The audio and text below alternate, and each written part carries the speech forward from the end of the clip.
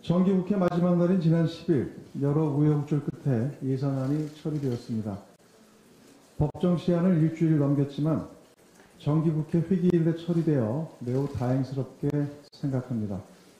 이제 20대 국회가 남은 과제에 대해 국민께 다짐한 최소한의 약속을 지켜야 한다고 생각합니다. 내년도 예산에 중점을 두고 있는 것은 크게 세 가지입니다. 첫째, 재정 건전성을 안정적으로 유지하는 가운데 확장적인 재정 기조에 흔들림 없는 유지를 통해 민생 경제 회복의 단초를 조기에 마련하는 것입니다. 당정은 이를 위해 전체 세출 예산의 70% 이상을 상반기에 배정하고 집행속도 배가를 위해 당정 확대 재정점검관리회의를 수시로 개최하겠습니다. 둘째, 국민의 실생활과 직결된 사업에 예산을 집중 배치했습니다. 노인 장기 요양보험 지원액을 지난해보다 3,500억 원 증액했고 애국 보훈 수당도 당초안보다 2만 원 추가 인상했습니다. 보육부담 완화를 위해 누리과정 지원액을 7년 만에 2만 원 인상함과 동시에 영아반 급간식비 인상을 위해 106억 원의 예산을 추가 배정했습니다.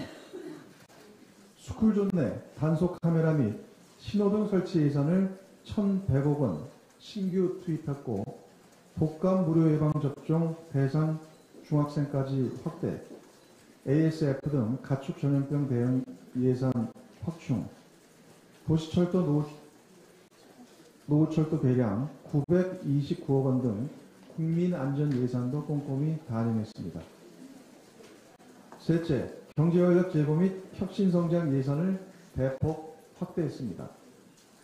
소재 부품 장기산업 경쟁력 강화, 특별회계 2조 1천억 원 설치를 포함해 인공지능 산업융합반지 조성, 규제 자유특구 지원, 균형발전 프로젝트 등 혁신 인프라 보강 및 산업 경쟁력 강화 사업에 예산이 상당폭 배정됐습니다.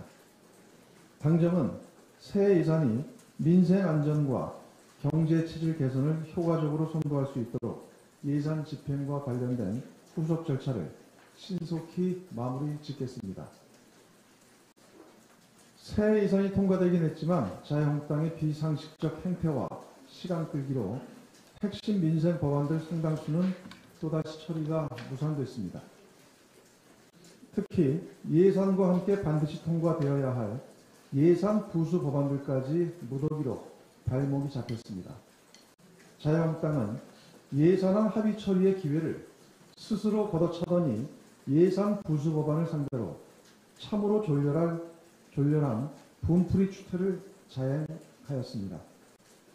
민생의 핵심인 예산에 대한 명백한 폐하나 다름없습니다.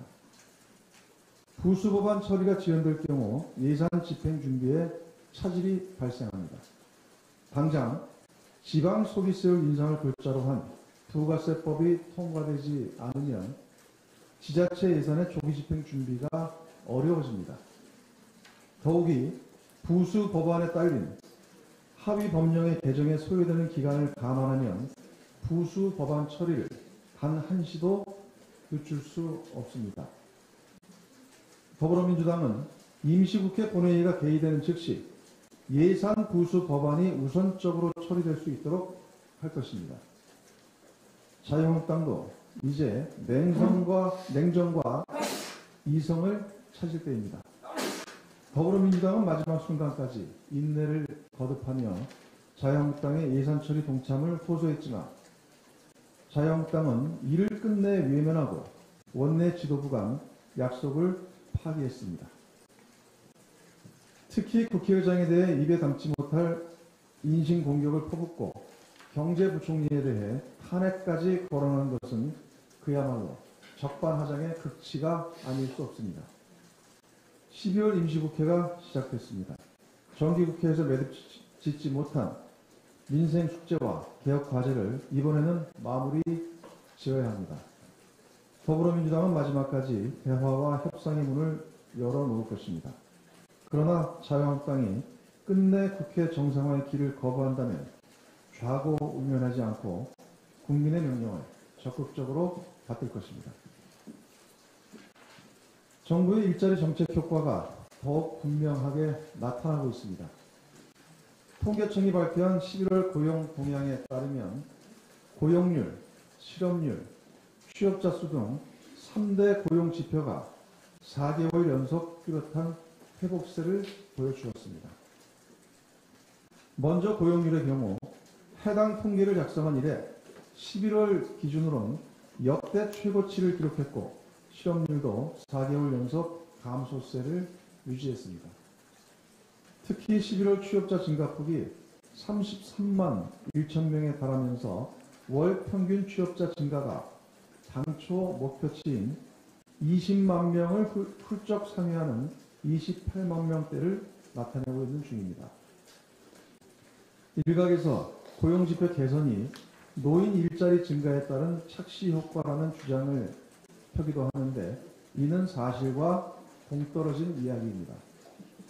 우선 노인 일자리 사업과 무관한 청년 고용률이 18개월째 상승하고 있고 청년 실업률도 지난 2011년 이후 최저치를 기록하고 있습니다. 더욱이 고용보험 피보험자가 크게 늘고 상용직 취업자 숫자도 69개월 만에 가장 크게 개선됐습니다.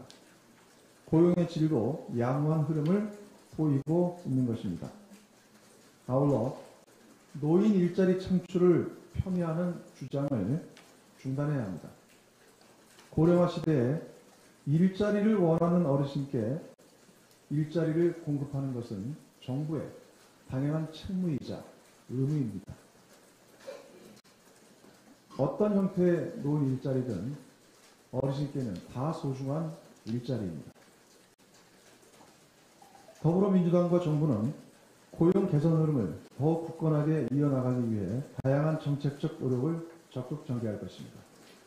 일자리 사업에 대해서는 최우선적으로 새해 예산이 배정 집행될 수 있도록 제반 사항을 꼼꼼하게 점검하겠습니다. 노동시장의 혼란을 줄이기 위한 노력도 적극 경주하겠습니다. 이와 관련해 어제 정부가 주 52시간제 안착을 위한 보완 대책을 발표했는데 입법 미비에 따른 혼란을 최소화하기 위한 불가피한 조치입니다.